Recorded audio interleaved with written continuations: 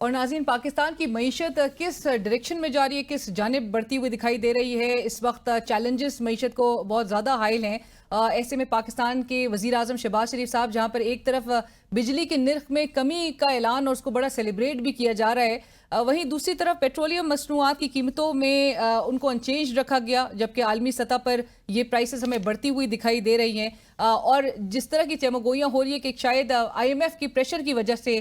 یہ جو ریلیف ہے جو عوام کو دینا بنتا تھا وہ نہیں دیا گیا ہے۔ اس پر بات کریں گے، اور معیشت کو حائل چیلنجز اس وقت ہمیں کیا بتا رہے ہیں، اور جو ہمارے جانب سے کرنے والے اقدامات تھے وہ کیوں نہیں ہماری پاکستان کی جو حکومت ہے وہ کر پا رہی ہے۔ ڈاکٹر حفیظ پاشا صاحب نیڈز نو انٹروڈکشن، سابق وفاقی وزیر خزانہ and prominent Pakistani economist joins us right now on the show۔ السلام علیکم ڈاکٹر صاحب۔ جی السلام علیکم ڈاکٹر صاحب thank you so much for joining us۔ Doctor صاحب ٹو بگن ود، گزشتہ رات جو یہ خبر سامنے آئی کہ 15 روز کے لیے ہماری موجودہ حکومت نے پیٹرولیم مصنوعات کی قیمتوں کو انچینج رکھا۔ آپ کو پتہ ہے کہ 2 دفعہ مارچ اور اپریل میں پیٹرولیم پروڈکٹس پہ جو لیوی ہے اس کو بڑھایا گیا، اور جبکہ عالمی مارکیٹ میں، انٹرنیشنل مارکیٹ میں پرائسز کم ہو رہی ہیں، تو یہ ریلیف اس لیے نہیں دیا گیا کیونکہ وزیر اعظم شہباز شریف صاحب کہتے ہیں کہ یہ پیسہ جو بچے گا وہ بلوچستان کے پروجیکٹس پہ اس کو لگایا جائے گا۔ از دس جسٹیفائڈ ڈاکٹر صاحب؟ بسم اللہ الرحمن الرحیم۔ دیکھیے، یہ جو ڈیسیشن ہے کہ آپ پیٹرولیم لیوی کو کم کریں گے، بڑھائیں گے، یہ ایک طرح سے پارلیمنٹری لیول پہ بھی اس پہ بحث ہونی چاہیے۔ ایک نظام ہے کہ فائنینشیل ڈیسیشنز میں ہمارے پارلیمنٹ کا انوالومنٹ ہونا چاہیے۔ دوسری طرف یہ اگر آپ جو سیونگز کر رہے ہیں اور ریونیوز بڑھا رہے ہیں ان کو آپ ایک خاص مقصد کے لیے استعمال کرنا چاہتے ہیں تو اس کے لیے بھی ایک پراپر اپروول پروسیس ہوتا ہے۔ تو اس پروسیس کو سرکموینٹ کیا گیا ہے، اور یہ میں سمجھتا ہوں کہ this with all due respects is not the right way for public financial decisions to be taken. Right, but doctor صاحب یہ جو بات کی جا رہی ہے کہ بلوچستان کے، چونکہ وی آل نو کہ اگر کمیونیکیشن نہیں ہوگی تو نیٹ ورک نہیں ہوگا، اور بلوچستان میں جہاں پر ہمیں بتایا جا رہا ہے کہ وہ کراچی اور کوئٹہ کی جو N25 ہے وہ سڑک جو ہے وہ 2 وے روڈ انہوں نے بنانی ہے، بٹ سوال یہ ہے کہ پی ایس ڈی پی میں جو ایلوکیشنز ہوتی ہیں اس سے کیوں نہیں استعمال کیا گیا، یا پبلک پرائیویٹ پارٹنرشپ کے تھرو جو ہے وہ جنریٹ کیوں نہیں کر لیے گئے فنڈز، یا پھر پروونشل گورنمنٹس کو کیوں نہیں اس میں ان سے بولا گیا کہ آپ بھی چپ ان کریں، اور یہ عوام کو جو ایک ریلیف دینا بنتا تھا وہ ریلیف روک کے یہ کیوں کیا جا رہا ہے؟ جی آپ بالکل مناسب کہہ رہی ہیں۔ دیکھیے، یہ اگر واقعی یہ ہائی پرائیورٹی ہائی وے ہے، مگر چونکہ انٹر پروونشل ہے تو اس میں فیڈرل گورنمنٹ کا یقیناً انوالومنٹ ہونا چاہیے، اور ہمارا جو پاکستان کا جو پبلک سیکٹر ڈیولپمنٹ پروگرام ہے فیڈرل لیول پر، اس میں بے شمار پروجیکٹس ہیں، اور اس میں یہ بھی ایک پروجیکٹ ہوگا۔ تو اگر اتنی پرائیورٹی تھی تو سال کے آغاز میں اس کو آلریڈی ایلوکیشن دینی چاہیے تھی۔ تو یہ ایڈ ہاکزم جو ہے یہ نامناسب ہے، اور اس کی وجہ سے ہوتا یہ کہ اب کچھ پیسے مل جائیں گے اور پھر اپروول پروسیس میں دقت آ جائے گی، اور پھر رک جائے گا پروسیس کنسٹرکشن کا۔ تو ایک اچھے طریقے سے آپ اپروول پروسیس کروائیں، اور ایک ہائی پرائیورٹی ہائی وے یقیناً ہم سب مانتے ہیں، خاص طور پہ بلوچستان کے حالات کو دیکھتے ہوئے، but this should be done through a proper legislative approval parliamentary process and through the planning commission۔ Absolutely, and doctor صاحب آپ جس طرح سے کہہ بھی رہے ہیں کہ ایک پورے پروسیس کو سرکموینٹ کیا گیا ہے، on one side prime minister of Pakistan Shehbaz Sharif صاحب پلیجز کے جو تمام انسینٹیوز ہیں وہ اوورسیز پاکستانیز کو وہ انشور کریں گے، وہ ان کے حوالے سے ان کو یقین دہانی کرا رہے ہیں، لیکن آن دی ادر سائڈ پاکستانی عوام کو مزید وہ گھبرا رہے ہیں ڈاکٹر صاحب کہ ابھی جو اپ کمنگ بجٹ ہے، فیڈرل بجٹ، اس حوالے سے بھی بہت ٹیکس ریز کیے جائیں گے، اشیاء جو ضروری اشیاء ہے اس کی قیمتوں میں بھی اضافہ دیکھا جائے گا۔ آپ کو لگتا ہے کہ عوام should gear up for more price hike? اور آپ تو ہمیشہ اپنے کالمز میں بھی آپ لکھتے رہے ہیں کہ جو انفلیشنری پریشرز ہیں وہ بڑے ان کو انڈر اسٹیمیٹ کیا جاتا رہا۔ میں صرف یہ کہنا چاہتا ہوں کہ دیکھیے، خدا کے لیے انڈائریکٹ ٹیکسز کی طرف جانا روک دیجیے۔ آپ نے پیٹرولیم لیوی بھی بڑھا دیا، سیلز ٹیکس کے ریٹ کو 18% پہ لے کے چلے گئے، آپ نے ایکسائز ڈیوٹیز نئے چیزوں پر لگا دیے، پراپرٹیز تک پہ لگا دیے۔ دیکھیے with all due respects again, وقت آ گیا ہے کہ ملک کے جو اشرفیہ ہیں، جو پریویلیجڈ کمیونٹیز ہیں، کلاسز ہیں، ان پر ٹیکس لگے۔ اور اس میں آئی ایم ایف نے پہلی دفعہ ایک کوشش کی ہے پاکستان میں ریفارم کو پروموٹ کرنے کی تھرو ایگریکلچرل انکم ٹیکس۔ اب یہ دیکھنا ہے کہ آنے والے سال میں کیا واقعی جو لاء لایا گیا ہے جس میں ٹیکس کے نظام کو ایک ہی کر دیا گیا ریونیوز ریٹس کے لحاظ سے، کیا واقعی اس پہ غور کیا جائے گا پروونشل گورنمنٹس کی طرف سے اور بڑے بڑے زمینداروں سے ریونیو لیا جائے گا؟ دوسری طرف بڑے بڑے دکانداروں سے ہم فیل ہو گئے تاجر دوست اسکیم لانے میں، تیسری طرف پراپرٹیز پر بہت ہی کم ٹیکسیشن لگ رہا ہے۔ تو فائنلی ہم اس پہ کہتے رہے ہیں بہت سے سالوں سے اور ابھی بھی کہیں گے کہ آپ جو اشرفیہ ہیں، جو امیر طبقہ ہے، ان کو ٹیکس کے نظام میں لائیے، اور خدا کے لیے اب انڈائریکٹ ٹیکسز کو اگر ہو سکے تو انفیکٹ کم کرنے کی کوشش کریں۔ رائٹ، بٹ ڈاکٹر صاحب ایک جو تاثر زور پکڑ رہا ہے اور عوام بھی یہ سوچتے ہیں کہ ہر چیز آئی ایم ایف کی کہنے پہ جو ہے وہ کیے جا رہے ہیں، کیا آئی ایم ایف کو آپ بھی ذرا کلیئرٹی کے ساتھ، کیونکہ حکومتی سائٹ سے عوام کو جو ہے وہ ایک کنفیوژن نظر آتی ہے، کچھ کلیئرٹی کے ساتھ بتایا نہیں جاتا، لائک آئی مینشنڈ کہ بجلی کی قیمتیں ٹیرفس میں کمی تو کی جا رہی ہوتی ہے لیکن پھر پیٹرولیم مصنوعات میں کمی نہ کر کے وہ ریلیف نہ دے کے عوام جو ہے وہ ایک خود بھی ایک تذبذب کا شکار ہے کہ یہ حکومت آیا چاہ کیا رہی ہے۔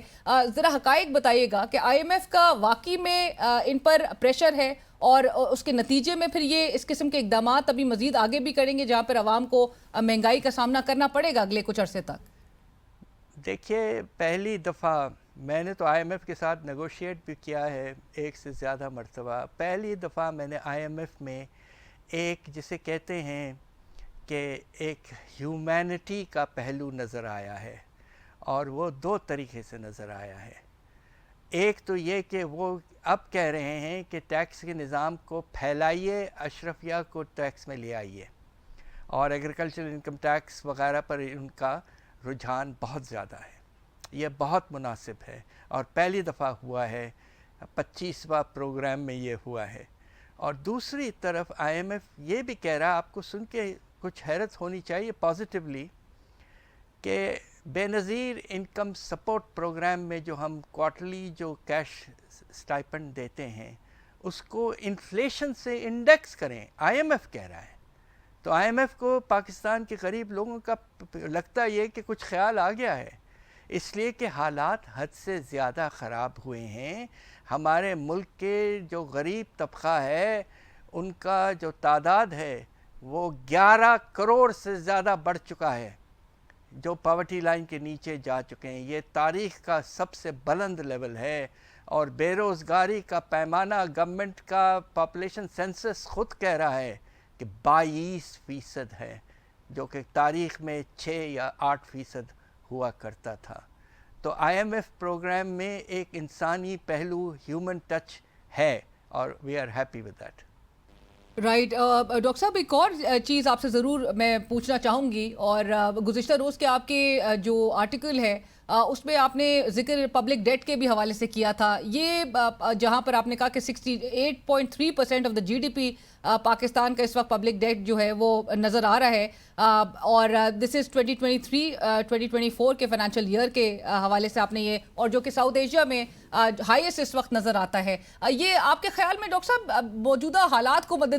نظر رکھتے ہوئے یہ کہاں پر جا کے رکے گا؟ یہ بہت اہم سوال ہے، اور ماشاءاللہ آپ نے بہت مناسب سوال کیا ہے۔ دیکھیے مجھے یہ کہتے ہوئے اتنا افسوس ہو رہا ہے کہ پاکستان کا ہر ایک سٹیزن، اس پر جو قرضوں کا بوجھ ہے گورنمنٹ کے قرضوں کا، وہ 3 لاکھ روپے فی کس جا چکا ہے، 3 لاکھ روپے، اور 10 سال پہلے یہ 1,20,000 کے لگ بھگ تھا۔ اتنے تیزی سے قرضوں کا بوجھ بڑھا ہے۔ اب آپ یہ دیکھیے کہ قرضوں پر ہم جتنا خرچ کرتے ہیں وہ تعلیم سے 4 گنا ہے. یہ حال ہو چکا ہے پاکستان کا. تو خطرہ یہ ہے کہ اگر افراط زر میں پھر سے خدا نخواستہ اضافہ شروع ہو جائے اور سود کا لیول پھر سے بڑھنا شروع ہو جائے یا روپے کی قدر پھر سے گرنا شروع ہو جائے تو یہ پہلے 70% سے اوپر جا چکا تھا. اگلے 5 سال میں میرا پروجیکشن یہ ہے کہ خدا نخواستہ اگر بجٹ کا خسارہ 8%, 7% جی ڈی پی کا رہے گا تو مجھے بے پناہ افسوس سے کہنا پڑ رہا ہے کہ شاید بوجھ 100% جی ڈی پی کا ہو جائے, خدا نخواستہ. 100%. اگر تو آپ کہہ رہے ہیں کہ 8% پہ جاتا ہے, یہ بہت الارمنگ ایک سیناریو ہوگا ڈاکٹر صاحب. اور آپ نے جہاں پہ انفلیشن کے اگر بڑھنے کے خدشات کے حوالے سے جو اسٹیٹ بینک کے گورنر ہیں وہ آلریڈی اگلے ماہ سے اس کے اشارے دے چکے ہیں کہ اگلے ماہ سے وہ بھی رائز کرتا ہوا ہمیں دکھائی دے سکتا ہے. ڈاکٹر صاحب آخری سوال, آپ کی book charter of the economy اس سے متعلق جہاں پر you are calling for political consensus on economic policy,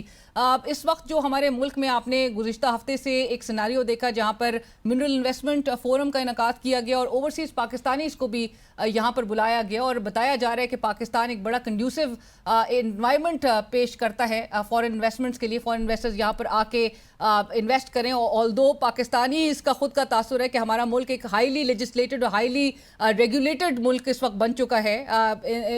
جو کنسیڈرنگ دا ریسنٹ ڈیولپمنٹس آپ کے سامنے ہیں. آپ کو لگتا ہے کہ ایسے میں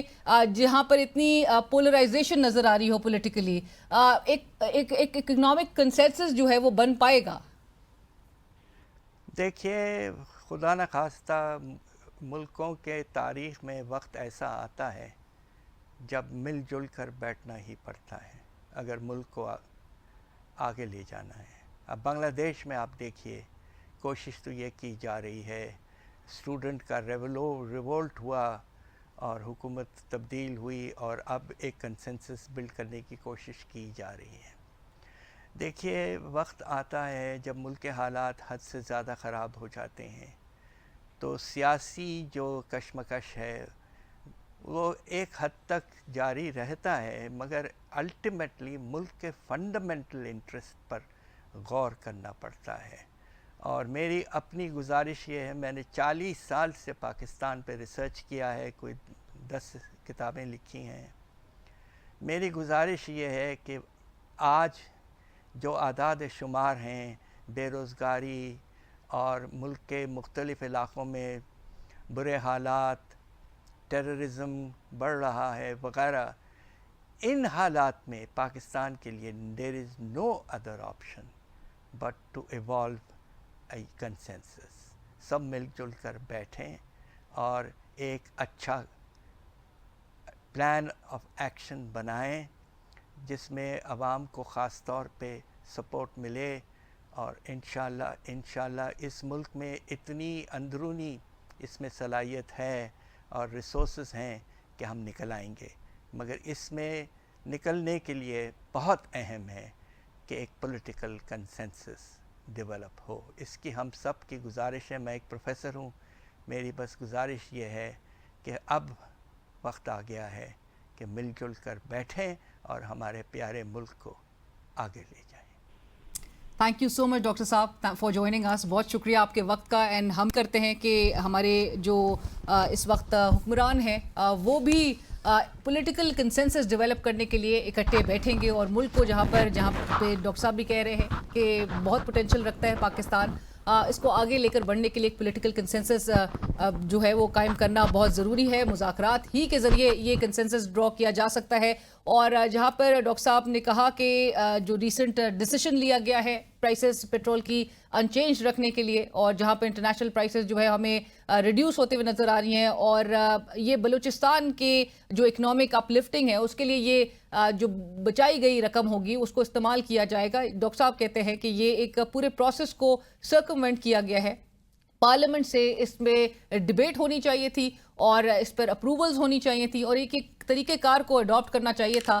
نہ کہ آپ اس قسم کے ڈیسیشنز، اوور نائٹ ڈیسیشن جو ہے وہ لیتے ہوئے نظر آئیں جس پر ایک آپ کو ایک اینیموسٹی کا سامنا کرنا پڑے ماسس سے، جو کہ ریلیف اس وقت توقع کرتے تھے۔ اور اسی کے ساتھ ہی اجازت دیجیے، اللہ حافظ۔